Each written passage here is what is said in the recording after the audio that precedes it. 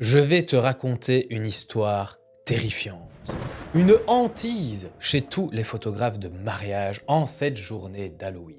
Je te raconte ma pire soirée vécue en mariage, une soirée angoissante, dans laquelle, pour moi, il était quasiment impossible de prendre de bonnes photos. Accroche-toi, parce que comme chaque année, c'est l'heure de la Wedding Horror Story. Et oh, si tu ne me connais pas, moi c'est Jonathan et sur cette chaîne on parle de photos et de vidéos, donc si ça t'intéresse, n'hésite pas à t'abonner. Comme je te le disais dans l'introduction de la vidéo, j'ai vécu sur un de mes mariages une soirée de totale épouvante. Alors je vais t'expliquer un minimum le contexte car au final il a de l'importance pour justifier la soirée qui viendra après. Je suis prévenu par les mariés une semaine avant le mariage que la compagne du DJ, justement le DJ qui sera sur le mariage, fera quelques clips vidéo durant le mariage pour réaliser un petit montage et avoir une petite vidéo. Rien de spécial de mon côté, moi j'ai l'habitude de travailler avec des vidéastes. Honnêtement, j'aime même beaucoup être deux et travailler avec un vidéaste, faut qu'on se donne des idées, on peut être moins seul, etc. Donc moi voilà, je suis limite content. Le jour du mariage arrive, et je fais les préparatifs seul, tout se passe bien. Puis arrive le moment de la cérémonie, une cérémonie laïque dans la cour, où je rencontre en fait la compagne du DJ, donc celle qui faisait la vidéo. Je vais donc me présenter comme d'habitude, quand je travaille avec quelqu'un d'autre. Je lui dis que voilà, hein, si je suis dans le champ, elle peut toujours me le dire, qu'il faut qu'on communique, etc. Blablabla. Et que on est là pour bosser à deux, etc. Donc tout le tralala que je dis d'habitude. Puis je vois en fait qu'elle sort sa caméra avec laquelle elle va filmer, la DJI Osmo Pocket 3. Une nouvelle fois, rien de spécial parce que c'est pas forcément la caméra qui fait les images dans lesquelles je suis vraiment bluffé, mais la qualité de l'Osmo Pocket 3, franchement, je trouve que c'est vraiment très très bon pour filmer comme ça un petit peu run and gun, etc. Peut-être pas pour filmer tout un ensemble de mariage et faire un film de mariage, mais je pense que pour ce qu'elle faisait, des petits clips, etc., voilà, il n'y a aucun souci. Sauf que bon, c'est quand même assez grand angle au final et la cérémonie commence. Et en fait, toute la cérémonie, elle s'est mise juste à côté des mariés. Mais vraiment, juste à côté, quoi. Et elle se mariait limite avec, quoi. Donc c'était un petit peu galère, c'était très difficile en plus d'échanger durant une cérémonie, sans gêner les invités et encore plus les mariés, surtout en plus si elle était vraiment juste à côté. Limite, elle pouvait leur murmurer des trucs aux oreilles, donc voilà. Bref, ça se passe, je me dis, bon, c'est pas grave, voilà, j'ai shooté un peu plus, un peu plus serré, etc. Mais bon, je me retrouve à table justement avec cette vidéaste et son compagnon DJ juste à côté de moi. Et on commence là justement à discuter et là je comprends un petit peu mieux. En fait, elle est pas du tout vidéaste, elle a un autre boulot pendant tout le reste de la semaine.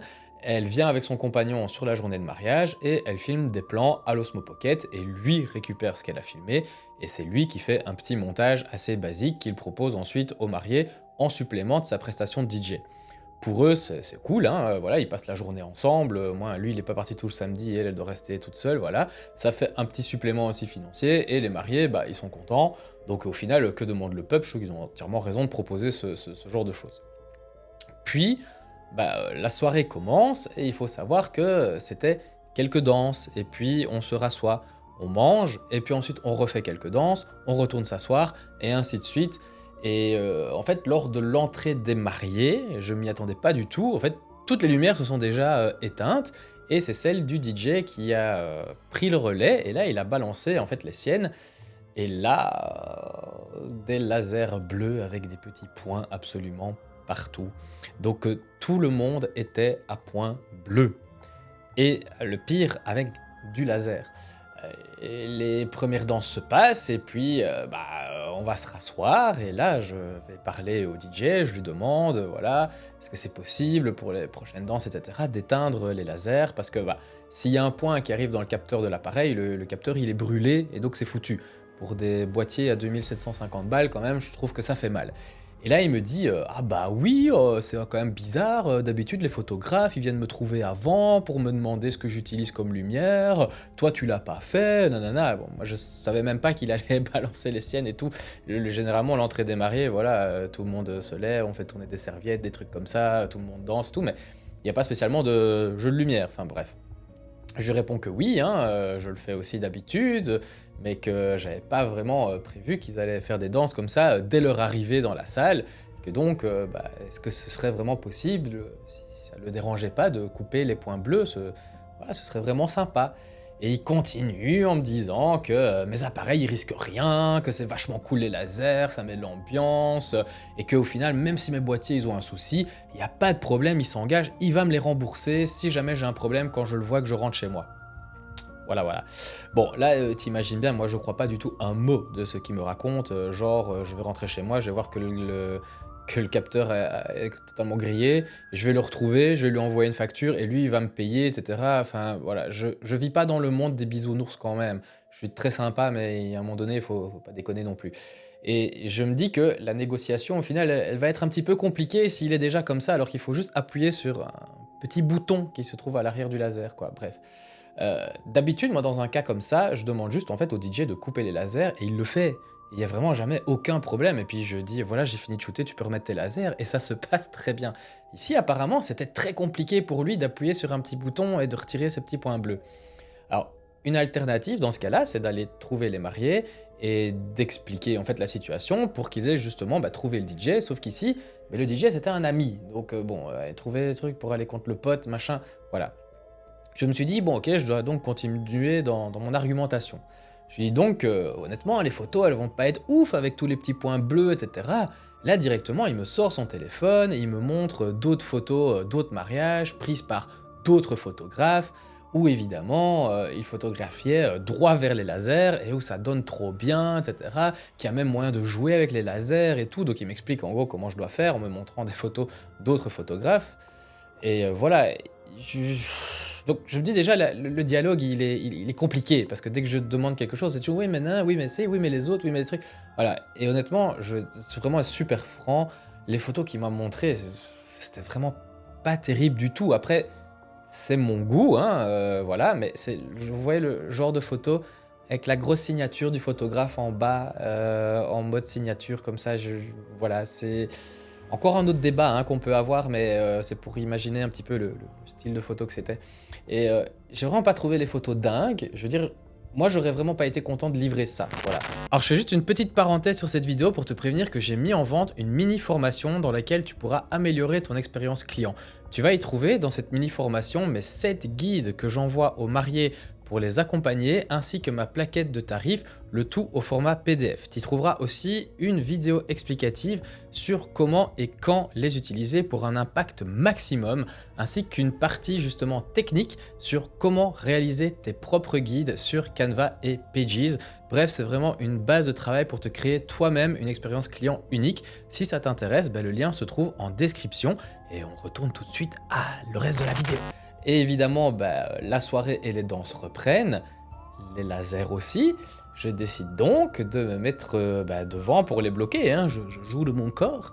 Et donc de shooter avec les lasers dans le dos pour pas que ça grille mon capteur, etc. Bref, vraiment une grosse galère. Et puis on retourne s'asseoir, deuxième chance d'argumenter. Sauf que là, le DJ commence par prendre la parole et il me dit directement « Ouais, dis en fait...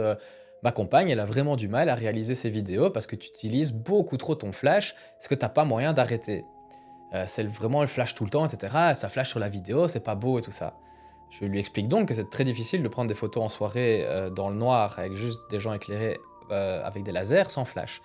Je t'avoue que j'étais un petit peu en colère en fait parce que lui il voulait absolument pas faire un effort pour couper ses lasers et que moi on me dit coupe ton flash, voilà.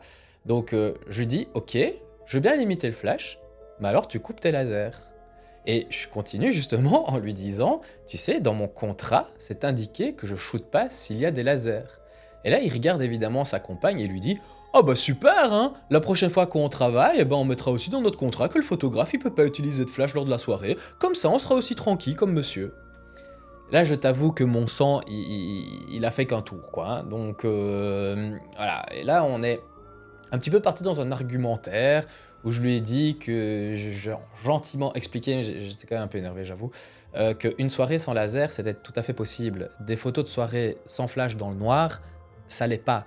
Bref, voilà, je t'avoue que ça a été légèrement tendu. Ça ne m'était jamais arrivé en mariage de me je vais pas dire me friter, etc., mais d'avoir une discussion comme ça aussi tendue avec quelqu'un. Et alors, au final, il m'a dit: «OK, c'est bon, je vois que ça te dérange, j'ai bien compris, je vais retirer mes lasers». Mais il a dû aller dans le coffre de sa voiture, les remplacer par d'autres lampes, et il les a donc remplacées par des lumières qu'il avait dans son coffre et qui projetaient des gros points verts et des gros points rouges. Alors, c'est pas grave, hein, voilà, j'ai quand même réussi à obtenir des photos sympas, un petit peu comme celle-ci. D'ailleurs, si tu veux apprendre cette technique avec le flash, tu peux justement regarder les vidéos qui se trouvent juste ici. Mais je voulais pas rester là-dessus parce que moi, en fait, je me sentais super mal. On venait un peu de se prendre la tête, etc. C'était quand même très tendu. C'est la fin de journée et la fin de la prestation. J'étais pas bien. Du coup, on rediscute un petit peu. Voilà, je viens vers lui pour lui expliquer clairement. Je dis voilà, tu dois comprendre, c'est quand même difficile pour les photos. Ça risque d'endommager le matériel. Voilà, je lui dis aussi, je l'explique dans mes guides que je donne aux mariés, et il m'explique qu'en fait, tout son matos, il a payé lui-même, qu'il adore ça, qu'il a tout installé, que ça rendait super bien, que les autres photographes disaient toujours que toutes ces lumières, c'était exceptionnel, etc. Et donc, voilà, je vais pas dire qu'on s'est quitté en bons amis, mais on s'est quitté en bons termes. Là où je voudrais en fait justement terminer cette vidéo un petit peu par une réflexion, ou plutôt des pistes pour que ça t'arrive pas à toi. En mariage, moi je pense qu'on est tous là pour faire la même chose, à savoir faire plaisir aux mariés en fournissant le meilleur des boulots possibles. Moi je suis là pour prendre des photos, je suis là pour prendre des photos que les mariés en plus trouveront magnifiques. Je suis pas là que pour prendre des photos, je suis là pour prendre des photos que les mariés aimeront. Le DJ c'est pareil, il n'est pas là juste pour passer de la musique, il est là pour faire passer la meilleure soirée aux mariés avec des lasers, avec des trucs s'il veut. Euh, on est tous dans la même équipe. Sauf que, là ça va peut-être être le gars qui se la pète, les photos et la vidéo, ce sont les deux seules choses qui au final resteront de la journée. Et je pense au final que ces deux éléments doivent être priorisés si on en a l'occasion. Je dis bien si on en a l'occasion. Après, il y a le souvenir du moment vécu et le souvenir de la photo. Privilégier le moment que l'on vit réellement ou le souvenir après, c'est encore un autre débat. Et d'ailleurs, dis-moi si tu veux en commentaire ce que toi tu penses par rapport à ce débat-là. Mais voilà. Je trouve que couper les lasers durant la partie de la soirée où le photographe prend des photos, perso, je vois pas en quoi c'est un problème. C'est juste un bouton sur lequel appuyer et quand le photographe s'en va, le DJ réappuie sur le bouton et on n'en parle plus et la soirée elle continue comme ça. Généralement le photographe il va rester jusqu'à 23h minuit, la soirée ça va jusqu'à 4h, 6h, donc je comprends pas trop. Mais bref, là où il y a eu pour moi en fait un problème, c'est le fait de pas savoir se mettre à la place de l'autre et d'avoir un petit peu un manque de communication. Et de mon côté aussi, hein, moi j'aurais dû être beaucoup plus clair dès le départ avec le DJ en lui disant il faut couper les lasers et lui montrer les photos avec les points bleus sur mon boîtier, quoi. Donc en fait, être un peu plus pédagogue que ça. J'avoue qu'à 23h, alors que tu bosses déjà depuis 10h du matin, c'était un petit peu compliqué. J'aurais sûrement aussi dû bien vérifier avec les mariés et ne pas penser qu'ils allaient juste lire le guide que je leur envoie et appliquer tout ce que j'écris dans justement ces guides et le contrat. Bref, mieux définir en fait le cadre. Alors voilà, je sais pas ce que tu penses de cette histoire, mais moi je serais curieux de le savoir justement en commentaire. Sinon, tu peux toujours voir la Wedding Horror Story de l'an passé avec le pire invité justement sur une de ces deux vidéos là. Et on se retrouve tout de suite sur cette vidéo. Salut!